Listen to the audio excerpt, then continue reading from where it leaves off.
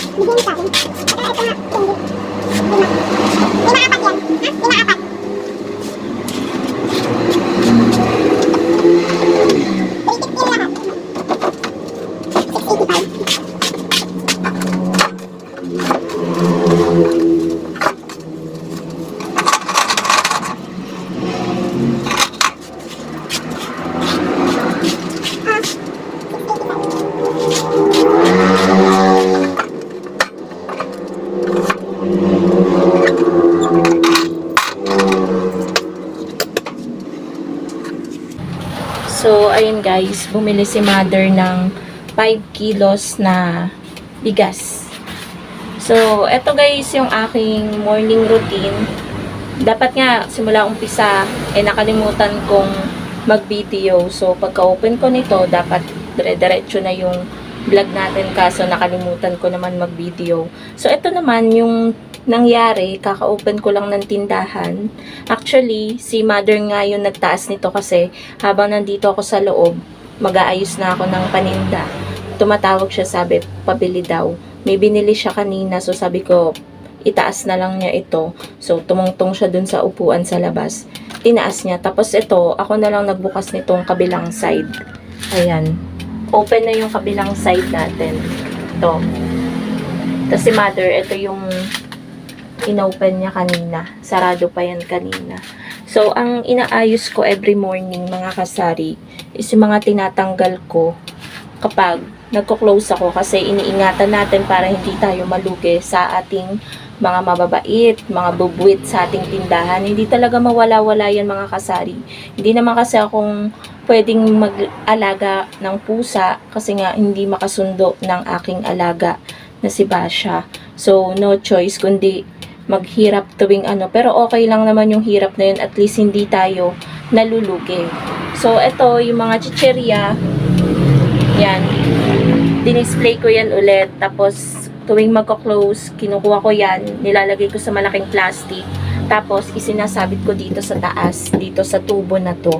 So, kagabi, tinry ko na hindi itago itong mga condiments. Yan. Wala naman nabutas ngayong umaga. Super thankful naman. At okay naman yung mga condiments natin ngayon. Medyo nangangalay na yung kamay ko. Tapos, ang inano ko din mga kasari is yung mga biskwit natin. Itong mga nasa screen, tinanggal ko po yan lahat kagabi. Tapos, isinabit ko dito sa kawad na to. Kasi nga, tinitira din yan. Yan, 'di ba, mga open na yan. Yan, mga bukas na yan. Tinitira din yan ng mga mababait. Pag tingin mo, wala nang laman yung mga biskwit, yan, yung mga cupcake, wala na siyang laman. Ang liwanag. So, ayan yung tindahan natin. Ayan. So, every morning, mga kasari, ang ginagawa ko bago ako lumabas is, dahil tinanghali din ako ng gising, ang sarap mahiga. Gusto ko pa nga mahiga, pero hindi pwede. Kailangan natin magbukas ng tindahan.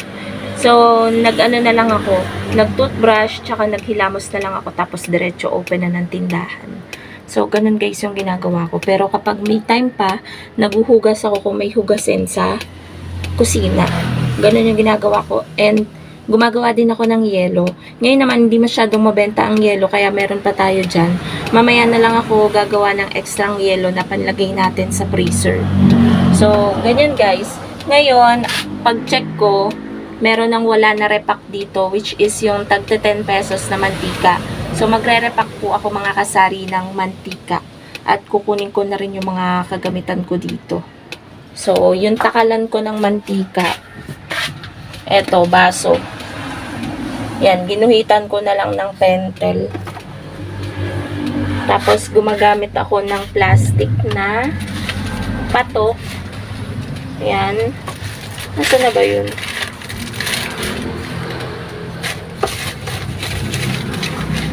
Yan. Mamaya na lang guys, pakita ko sa inyo. So, kukunin ko muna yung mga kagamitan ko. Tapos, magre-repack na po ako ng tag 10 pesos na mantika kasi mabenta din po yun dito.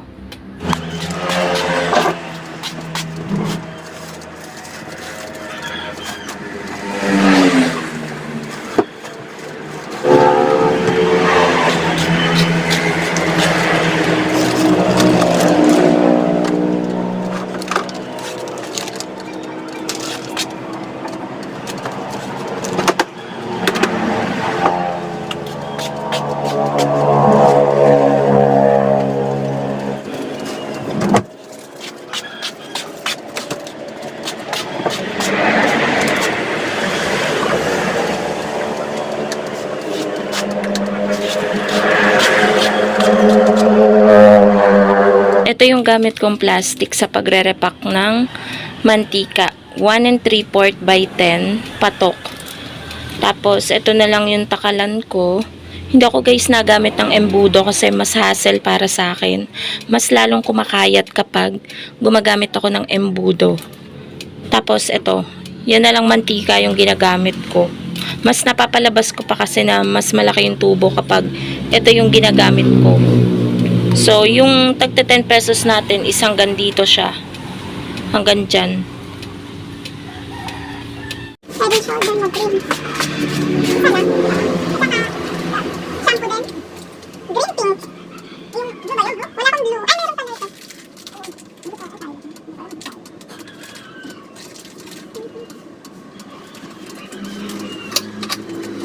Ang liit mo? Ang liit naman yung mga kulay.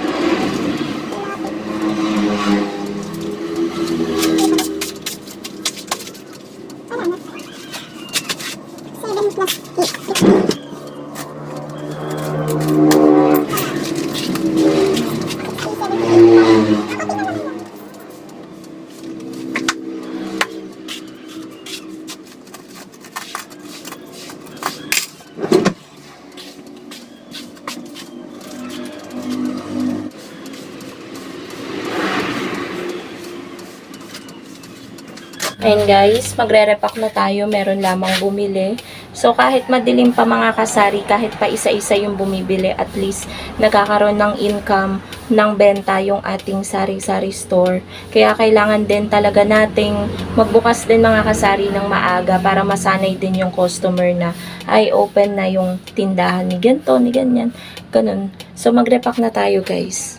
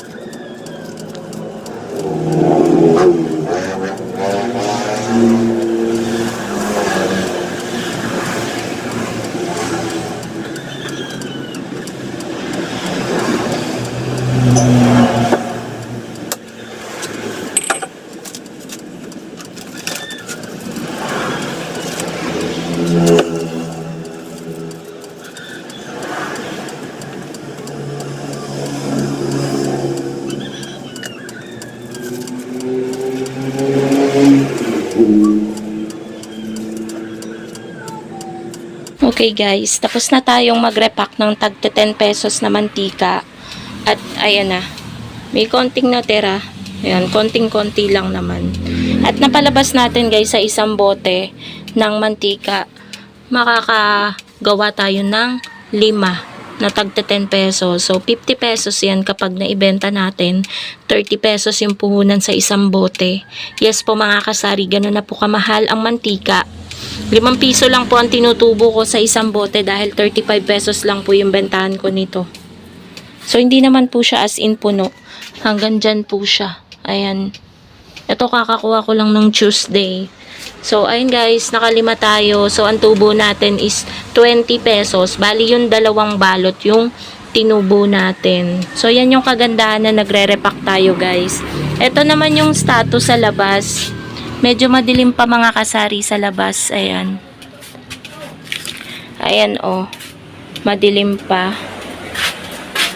And sana mga kasari dumating na yung ahente natin ng Red Horse kasi nung Monday ko pa siya inaantay. Anong araw na po ngayon? Thursday. Araw-araw po akong naglalabas ng case sa labas kaso hindi sila dumadating. So sana ngayong Thursday dumaan na po kasi sayang naman 'di ba mga kasari. Ubos na yung Red Horse ko kapag may naghanap wala akong maibebenta. Actually parang isang Red Horse na lang yata yun nandito, yung malaki. Ayun, iisa na nga. Ayun. Tas panay grande na tsaka maliit na Red Horse yun nandito. Ang mabenta is yung malaking Red Horse. So, sana, hopefully mga kasari, dumating na yung ahente natin ng alak na taga Mendez.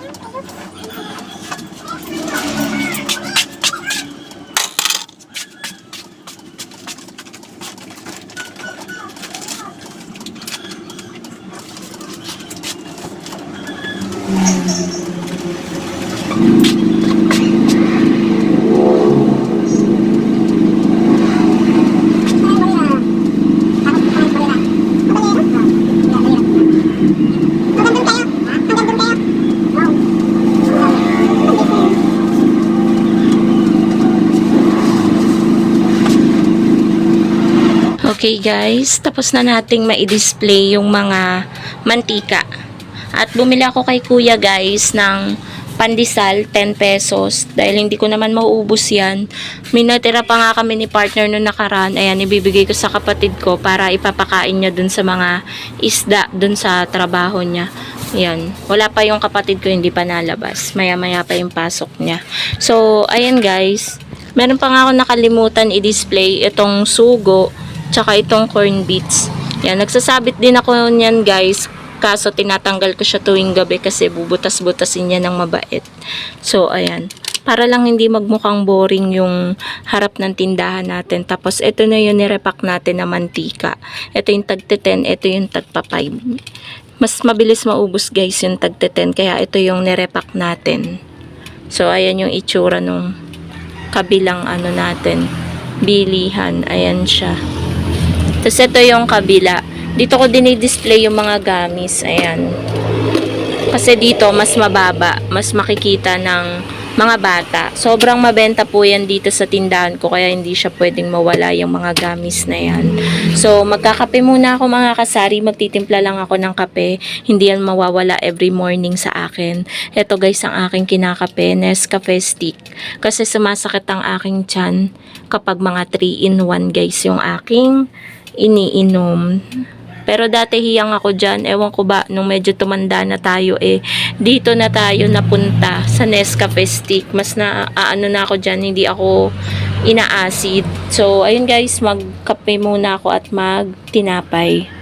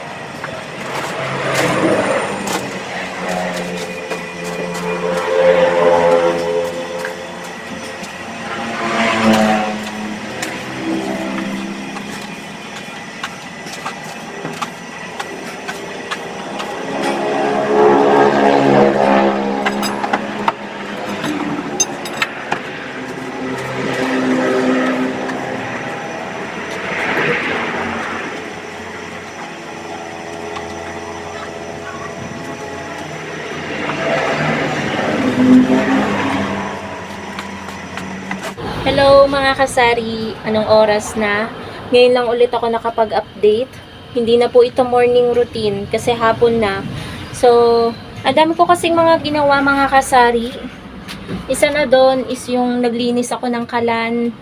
Tapos kumain kami. Tapos ano pa ba? Basta ang dami kong ginawa ngayon guys. Naligo ako, ayan. Tapos si partner nagluluto, ako nag-aayos, nagliligpit. So, ayun guys, yung morning routine ko. Syempre, yung morning routine sa tindahan, araw-araw natin yan ginagawa paulit-ulit. So, depende na lang sa atin, 'di ba mga kasari, kung tayo ay magsasawa sa ating ginagawa. Syempre, hindi tayo pwedeng magsawa. Oo, napapagod tayo. Pero kapag pagod na, pwedeng magpahinga, pero wag susuko. So, yun lang naman mga kasari ang aking morning routine. Sana nag-enjoy kayo dito sa aking vlog. Thank you so much for watching and happy selling po sa inyong lahat. Shoutout po sa lahat na nagpapa-shoutout at magandang araw po sa inyong lahat. Bye!